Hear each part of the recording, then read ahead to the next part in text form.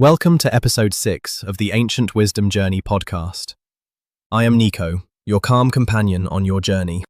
Wherever you are right now, whether you are moving through the world or finding a moment of stillness, let's leave the rush outside the door of your mind. If you are driving, keep your eyes on the road, but let your shoulders drop. If you are seated, feel the weight of your body against the chair.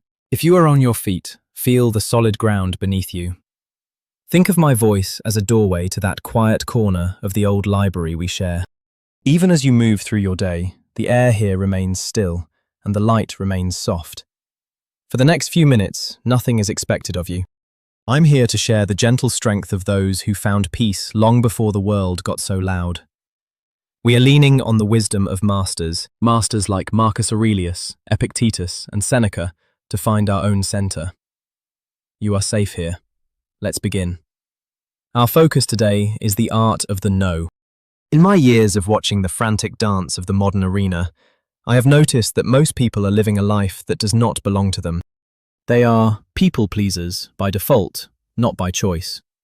We run to meetings we don't value, respond to messages that don't matter. We say yes to obligations that leave us feeling hollow. We have been conditioned to believe that no is a dirty word, a sign of selfishness. But those who cannot say no eventually have nothing left to give. Their energy is scattered across 1,000 trivial tasks like water onto sand. In the arena, the demand for your time is infinite, but your life is finite. To say yes to a distraction is, by definition, saying no to your soul's work. Stoicism teaches us the discipline of assent. It is the practice of not letting every impression or request enter our minds without inspection.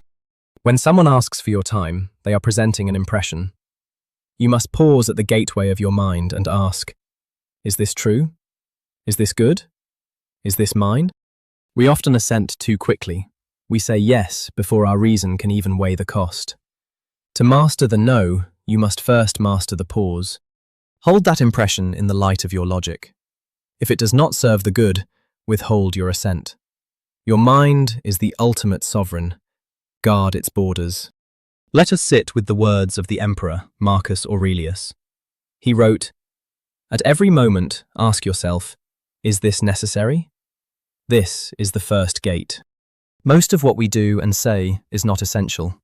When you eliminate the trivial, you gain a quiet clarity. You are no longer rushing, you are choosing. Think of your day as a collection of pebbles. If you fill your bag with common stones, there is no room for the gems of your purpose. Ask the question, is this meeting necessary? Is this reply necessary? Is this worry necessary? If the answer is no, the action must be no. This is the Stoic discipline. Think of your energy as a river. When you say yes to everything, you create 100 shallow streams that lead nowhere and eventually dry up. But when you say no to the trivial, you dam up that energy, creating a deep, powerful current that can actually move mountains in your life. The strength of the river comes from its boundaries.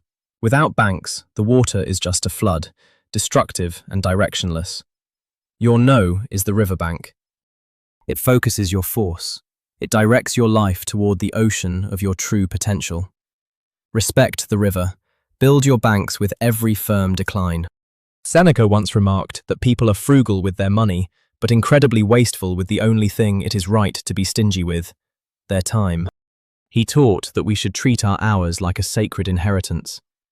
The art of the no is not about being rude, it is about being essential. Every time you say yes to a triviality, you are letting a stranger walk into your library and tear pages out of your favorite books. A no uttered with clarity is more honest and more compassionate than a yes uttered with resentment. You must guard your no like a shield. Let us practice the view from above. Imagine rising above your library, above your city, higher and higher, until the whole world is a tiny blue marble. From this height, the demands of the day seem infinitesimal. The frantic emails, the social obligations, they are just grains of sand in the desert of time. When you zoom out, you see what truly matters. You see the brief flash of your own life and the importance of spending it on what is noble and true. Use this cosmic perspective whenever the pressure of yes feels overwhelming. Remember how small the arena is compared to the vastness of the library. Epictetus reminds us that some things are up to us and some are not. Your time and your attention are the only things truly under your control. When you allow others to dictate your schedule, you are handing over the keys to your internal citadel. You are becoming a slave to their whims. Freedom is the ability to say no to the external pressures that do not align with your character. It is the ultimate act of self-governance. Inside the citadel, there is peace. Outside, there is noise. Every no is a bolt on the door. Not to keep people out, but to keep your soul in. When you feel the pressure to say yes when your soul wants to say no, your throat tightens, or you feel a sinking sensation in your gut. This is the compliance reflex. To master the no, you must train the vessel to sit with the discomfort of social friction. It is a muscle. When you say no, your heart rate might spike momentarily. That is simply your nervous system processing a perceived conflict. Breathe through it. By remaining physically still, you are weightlifting for your resilience. You are teaching yourself that you can survive the disapproval of others.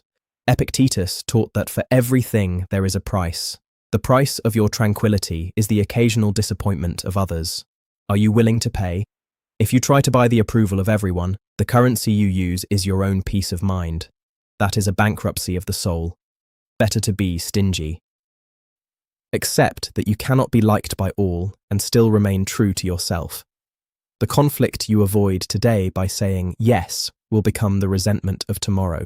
Choose the clean cut of a no over the slow rot of a reluctant yes. The discomfort of a moment is the freedom of a lifetime. Pay the price. I see how exhausting it is to carry the weight of everyone else's expectations. I know the guilt that grips your chest when you protect your space. You feel like if you don't say yes, you will be rejected. But you do not owe the world your peace just because it asked for it. Put down the armor. Marcus Aurelius practiced memento mori, remembering his own mortality. He used death as a filter. In the shadow of your end, does this yes matter? When you realize your time is finite, every second becomes precious. You wouldn't throw gold into the sea. Why throw your hours into triviality? If this were your last day, would you spend it on this obligation? If not, ask if it is truly worthy of your life. Death clarifies what life obscures. Use the filter of the end to find the beginning of your freedom. A man who knows he is dying does not waste time being polite to distractions. Integration is the final step. Take the insights from the masters and bring them into the heat of your day. It is easy to be a sage in the library. The real work begins when the world starts asking for your yes. When the guilt arises, breathe into your citadel. When the pressure builds, look from above. You are not being cold. You are being consistent. You are not being selfish. You are being sacred. Your time is the fuel for your purpose. Burn it wisely. Each no is a prayer to your true self. Each no is a brick in the wall of your freedom. Stand firm. The masters are with you. I am with you. Today, we will practice the selective no. Identify one request, or should today, that does not align with your center, and decline it with grace. When asked for something, wait 3 seconds. Feel your gut. If it feels like a no, it is a no. Use a clean, honest decline, no apologies. Say, I am honoring my current priorities and cannot take this on. Notice the silence that follows. Do not rush to fill it with a but or an if. The silence is where your power lives. It is the space you have reclaimed for yourself. Reclaim it again and again until it becomes your natural state. Dedicate 1 hour today to your essential work, that one thing your soul is calling for. In this hour, all doors are locked, all phones are silent. This is your time in the internal library. If the world knocks, let it knock. You are not home. You are busy tending to the sacred flame of your purpose. By guarding this 1 hour, you prove to yourself that you are the master of your life. Start with 1 hour. Soon, you will master the whole day. Remember this truth. He who tries to be everything to everyone ends up being nothing to himself. You carry the key to this quiet space inside. Our time in the library is coming to a close for now, but take this feeling of stillness with you. You can return here with a single breath. I am Nico, and this is the Ancient Wisdom Journey. Be kind to yourself today, guard your gates, and I'll see you in the next episode.